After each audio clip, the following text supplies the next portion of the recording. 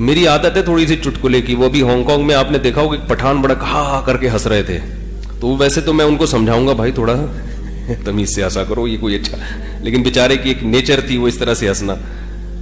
تو وہ ایک صاحب آئے بڑے اونچے قد کے ملنے کے لیے, تو میرے سامنے ان کا کسی نے تعارف کروایا کہ یہ صغیر بھائی ہیں. میں نے کہا صغیر ہو کے اتنے کبیر ہیں؟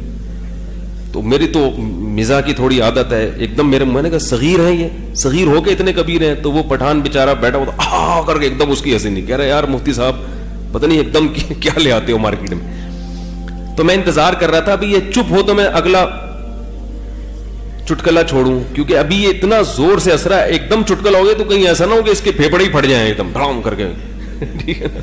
تو یہ تھوڑا سا نارمل کنڈیشن میں آئے گا. تو پھر تو جب میں نے کہا کہ صغیر ہو کے اتنے لمبے, وہ بے زور سے ہنسا. تو جب چپ ہوا میں نے کہا اگر کبیر ہوتے تو کیا حال ہوتا, اگر ان کا نام کبیر بھائی ہوتا تو یہ کہاں تک پہنچتے. شکر ہے یہ کیا ہے, صغیر ہیں, صغیر میں اتنے اونچے ہیں, تو کبیر ہوتے تو کہاں پہنچتے. تو وہ اس بیچارے نے بڑی محبت دی, بڑا ساتھ ساتھ رہا, اس کو میں سمجھاؤں گا ٹھیک ہے کہ بھائی تھوڑا سا کیا کر کے تھوڑا سا کنٹرول. لیکن وہ ایک نیچرل جو ہنسی ہے, جو نیچرل وہ مزہ اس میں آتا ہے. وہ مجھے کہنے لگے کہ میں جب ہنستا ہوں, آپ کے بیانات کہہ رہے تھے سنتا ہوں ہنستا رہتا ہوں, کہہ رہے وہ اتنا مزہ آتا ہے اس میں کہ وہ مجھے ہنسی آتی ہے. تو پڑوسی آ کے ایک دروازہ نوک کر کے پوچھتے ہیں کیا کر رہے ہو بھائی, وہاں تو پولیس بلا لیتے ہیں نا کہ یہ بہت زور سے ہنس رہا ہے یا بول رہا ہے. تو کہہ رہے ہیں ان کو میں پھر بتاتا ہوں یہ سن رہا ہوں اور پھر ہنستا ہوں, تو وہ کہتے ہیں ٹھیک ہے ہنستے رہو. وہ اس کی ہنسی سے لوگوں کو مزہ بہت آنے لگا. تو خیر میں یہ عرض کر رہا تھا, کہاں سے کہاں بات چلی گئی. ایک اصول اور ضابطہ آپ کے سامنے بیان کرتا ہوں.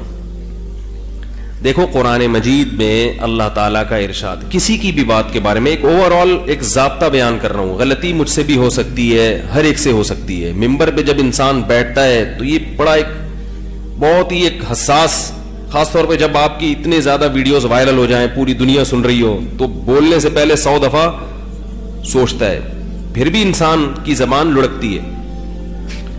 ایک مرتبہ مجھے ہمارے کسی بزرگ نے ایک مضمون دیا کہ بہت حساس ٹاپک ہے, اس پہ بہت تمیز سے 10 منٹ کا کلپ ریکارڈ کروانا ہے.